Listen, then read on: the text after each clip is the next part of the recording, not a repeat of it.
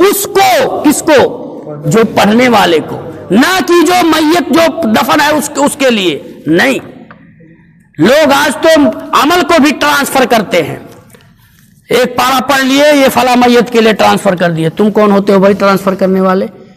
شریعت نے صرف دو چیزوں کی ٹرانسفری کے لیے کہا ہے، اور وہ اللہ کے نبی کی حدیث سے ثابت ہے، عمرہ اور حج۔ اللہ کے نبی صلی اللہ علیہ وسلم نے فرمایا کہ کوئی اقربا، کوئی رشتہ دار اگر دنیا سے جا چکا ہے اور آپ نے اپنا عمرہ کر لیا، اپنا حج کر لیا، تو اس کے لیے عمرہ حج کر سکتے ہو۔ اس کے علاوہ قرآن پڑھ کر کے، نماز پڑھ کر کے، اللہ کے نبی نے کیا فرمایا؟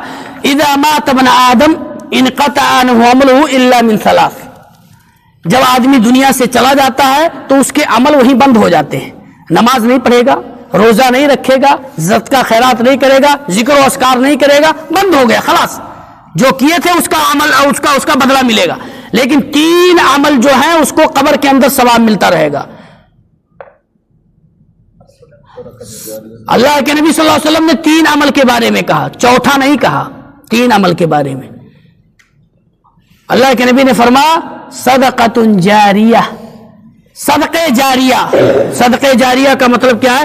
آپ نے خود میت جو دنیا سے گیا ہے وہ خود صدقے جاریہ کر کے گیا ہو، یا آپ اس کی اولاد صدقے جاریہ کر دے اپنے والدین کے لیے، مسجد بنا دے، مدرسہ بنا دے، نل لگوا دے، کوئی درخت لگوا دے، یعنی کوئی بھی صدقے جاریہ جو عوام فائدہ اٹھا رہی ہو، اور آپ کی نیت یہ ہو کہ اس سے میرے والدین کو ثواب ملے گا، یا یہ میں اپنے والدین کے لیے وقف کرتا ہوں، یا کوئی بلڈنگ بنا کر کے یتیموں کے لیے، غریبوں کے لیے کچھ مدد کر دے، اور یہ کہے کہ یہ نیت رکھے کہ یہ کیا نام ہے، اس کا جو اجر ہے میرے والدین کو ملے گا، یہ اللہ کے نبی صدقۃ جاریہ اس کو کہا گیا ہے، یا اپنا میت خود اپنا کر کے گیا ہو۔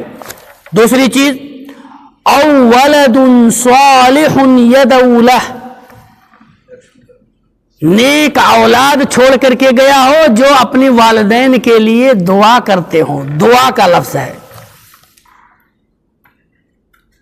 دعا کرتے ہوں، اے اللہ میری والدین کو بخش دے، اے اللہ میرے والدین کے قبر کو نور سے بھر دے، اے اللہ میرے والدین کے قبر کیا نام ان کی خطاؤں کو بخش دے۔ اس طریقے سے انسان اپنے والدین کے لیے دعا کرے، رب ارحمہما کما ربیانی صغیرا۔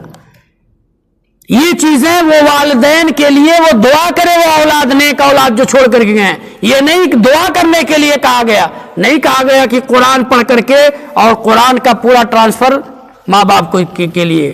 ہم قرآن پڑھتے ہیں، اللہ کے نبی نے فرمایا کہ ہر لفظ پر 10 نیکی ملتی ہے۔ کس کو ملتی ہے؟ پڑھنے والے کو ملتی ہے۔ پڑھ کر کے آپ فٹ ہوئے، آپ کا 5 لاکھ نیکی ہو گئی، آپ نے کہا اے اللہ یہ ساری نیکیاں میرے والدین کو ٹرانسفر کر دو۔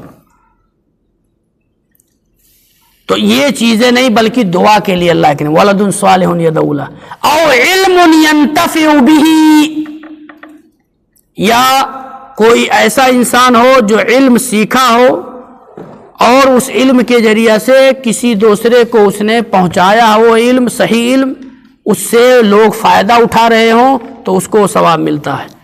اسی طریقے سے کوئی انسان اگر غلط عقیدہ، غلط منہج، غلط طریقہ، نبی سے ہٹ کر کے بدعات، خرافات، کوئی بھی چیز بغیر علم کے، بغیر جانکاری کے، بغیر سمجھے ہوئے قرآن حدیث کو اور اس کی تعویل اور تعطیل کر کے دوسرے انداز میں بدعات اور خرافات لوگوں کے درمیان رواج کیا ہے، تو جب تک وہ بدعات اور خرافات دنیا میں رہے گی، جو اس کو ایجاد کیا ہے اس کو اس کا وزر، اس کا گناہ اس کے سر پر لادا جائے گا۔ جس طریقے سے نیکی لا دی جاتی ہے ویسے ہی برائی بھی اس کے اوپر لا دی جاتی ہے۔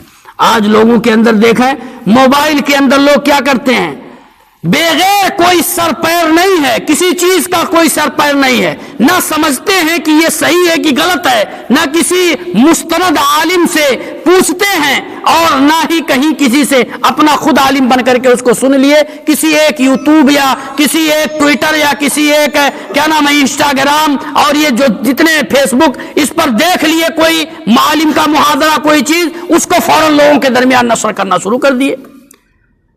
اگر وہ نبی کی سنت نہیں ہے، نبی کی سنت اس میں نہیں پائی جاتی ہے اور آپ نے نشر کیا ہے، آپ بغیر سمجھے ہوئے جتنے لوگ اس پر عمل کریں گے سارے کیا گناہ ہے آپ کے سر پر لادا جائے گا۔